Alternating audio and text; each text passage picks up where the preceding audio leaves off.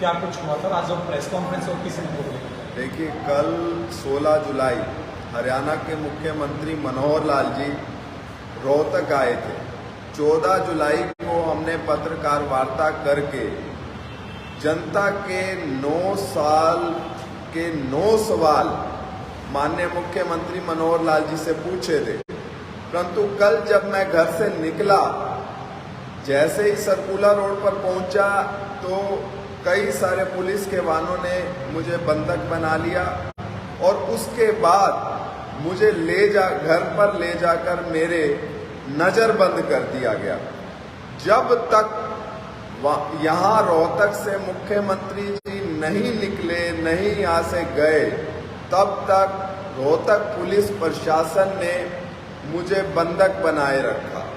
जब मैंने पुलिस प्रशासन से पूछा कि किस कसूर में मुझे बंधक बनाया जा रहा है, तो तरह तरह की बातें कहकर कभी लाइसेंस मांगा ड्राइवर का, कभी गाड़ी के कागज मांगे। अगर ये चीजें देखनी ही थी तो कभी फिर भी देख सकते थे, या और कहीं क्या कहते हैं ट्रैफिक वाला कोई पुलिस अधिकारी पूछ सकता था। फिर मुझे नजरबंद क्यों किया गया, ये बहुत बड़ा प्रश्न है। दूसरी बात, ये बिल्कुल वैसा ही है कि जैसे अंग्रेजों के समय में कोई भी क्रांतिकारी अंग्रेजी शासन सत्ता से सवाल पूछता था तो उसको उठाकर नजरबंद कर दिया जाता था। यह तानाशाह सरकार लगातार इस तरह के प्रोपेगेंडे अपनाकर जनता की आवाज को दबाना चाहती है। हमने तो जनता के पीड़ाओं के, दर्द के प्रश्न मुख्यमंत्री जी के सामने रखे थे। कल मुख्यमंत्री जी रोहतक आए, ऊल जलूल बातें करते रहे, इधर उधर की हाँकते रहे। पत्रकार भाइयों ने प्रश्न पूछे, विकास के प्रश्न पूछे, तो उनका जवाब देने से बचते रहे। केजरीवाल साहब और माननीय भगवत मान जी को गालियां निकालते रहे। मुख्यमंत्री जी, आप केजरीवाल साहब को कितनी भी गालियां निकालिए, भगवत मान साहब को कितनी भी गालियां निकालिए, पर हरियाणा की जनता ने जो जिम्मेवारी आपको दी है, जिसके लिए आपको चुना था, जो वादे आपने हरियाणा की जनता से किए थे, वो आपने पूरे किए या नहीं।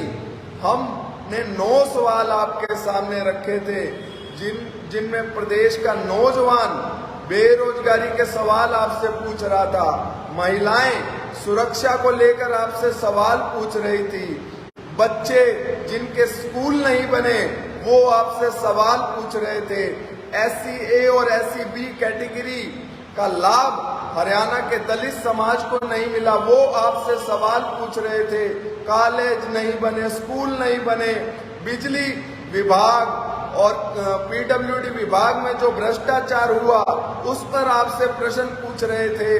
आपने किसी भी प्रश्न देने की बजाय आम आदमी पार्टी के एक अदने से कार्यकर्ता को इस तरह बंधक बनाया। ये एक लोकतांत्रिक प्रणाली में बहुत बड़ी तानाशाही है और मुझे लगता है इस तरह की तानाशाही की हमारे संघीय ढांचे में, हमारे फेडरल स्ट्रक्चर में कोई जगह नहीं है।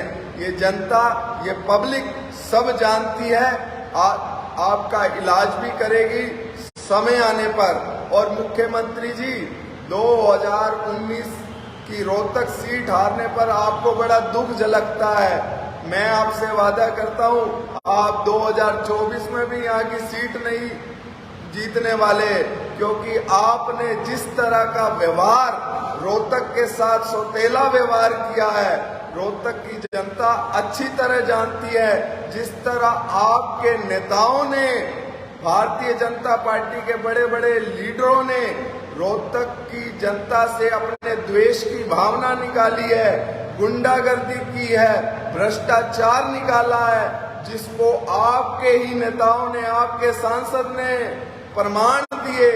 आपको 2024 के अंदर भी रोहतक की जनता हरा कर भेजने वाली। जिस तरह से कई जिलों में जब बाढ़ आई है तो उसका जो है आम आदमी पार्टी को कि वो जो है दिल्ली के CM हो या पंजाब के सीएम हूँ, उनके ऊपर जिस तरह से हमला किया, तो यही कहा कि भाई जो है इनकी देन है जो यहाँ पर लगातार 2015 से लेकर 2021 तक माननीय अरविंद केजरीवाल जी की सरकार ने हरियाणा सरकार को कई चिट्ठियां लिखी हथनी कुंड बैराज को लेकर, उसकी सुरक्षा को लेकर, उसकी साख संभाल को लेकर, परंतु हरियाणा की तरफ से उनका कोई जवाब नहीं गया। आज पूरे हरियाणा में के बांध तटस्थ टूटे हैं, परंतु यूपी में नहीं टूटे और कहीं नहीं टूटे। यहाँ की सरकार की साफ साफ मंशा नजर आती है कि वो दिल्ली की केजरीवाल सरकार के खिलाफ काम करना चाहती थी। हरियाणा की सरकार के प्रतिनिधियों ने ऐसा भी कहा कि 1 लाख क्यूसिक पानी से ऊपर हमको इधर दिल्ली की तरफ पानी छोड़ना पड़ता है। अरे साहब, क्योंकि बड़े बड़े पत्थर आ जाते हैं। अरे साहब, आपकी मानसिकता पर पत्थर पड़े हैं। अगर आप उसको बांध के दरवाजों को छोटा करके खोलते, धीरे धीरे पानी निकल सकता था। ये बहाने करके आप केजरीवाल सरकार की लोकप्रियता को कम करना चाहते हैं, परंतु ऐसा नहीं होगा, क्योंकि जिस तरह से दिल्ली और पंजाब में केजरीवाल जी की नीतियों ने, सरदार भगवंत मान जी की नीतियों ने काम किया है, आज जनता जानती है कि ईमानदारी से कौन पब्लिक के लिए काम कर रहा है। राजनीतिक मुद्दा नहीं बनाया जा रहा है। निश्चित तौर पर देश के अंदर जिस तरह देश की भावनाओं से खिलवाड़ किया जा रहा है, उसी डगर पर हरियाणा की सरकार भी हर चीज में राजनीति ढूंढती है। विकास के नाम पर कोई काम नहीं हुआ पिछले 9 वर्षों के अंदर। हर चीज में राजनीति करने का इनको अवसर, आपदा में भी अवसर ढूंढते हैं ये लोग, और अब इनका असली चेहरा जनता के सामने। आगे रणनीति क्या है, जिस तरह से जो आपको नजरबंद किया गया था और आपको बहुत इज्जत आने, देखिए, एक विपक्ष में रहकर हम अपनी बात जनता तक पहुंचा रहे हैं और जनता की बात प्रशासन तक, सरकार तक पहुंचा रहे हैं मीडिया के माध्यम से। हमारा काम विपक्ष में रह के जनता के मुद्दों को उठाना है और लोग लगातार उठा रहे हैं, परंतु इस गूंगी बहरी निठल्ली सरकार को कोई फर्क नहीं पड़ता। निश्चित रूप से हमारे बहुत से ऐसे आंदोलन आने वाले हैं जिसको हम लगातार जनता के बीच ले जाएंगे और सरकार की सच्चाई को बताएंगे। जिस तरह से पंजाब के जो सीएम हैं उन्होंने हरियाणा को कहा कि पानी ले जाएं, उन पर कटाक्ष किया है मुख्यमंत्री ने कि कहा है हम सबका सम्मान करते हैं मानवता के नाते, तो क्या कहेंगे आपको जो पंजाब के मुख्यमंत्री? उन्होंने ये नहीं कहा कि पानी ले जाएं, क्योंकि हरियाणा के भारतीय जनता पार्टी के नेता लगातार प्रश्न उठाते हैं पंजाब पर कि पानी नहीं देते, पानी नहीं देते। अरे पानी किसी की बपोती नहीं है, पानी पहाड़ों से आ रहा है, वो कोई रोक नहीं सकता, प्रकृति पर किसी का जोर नहीं है।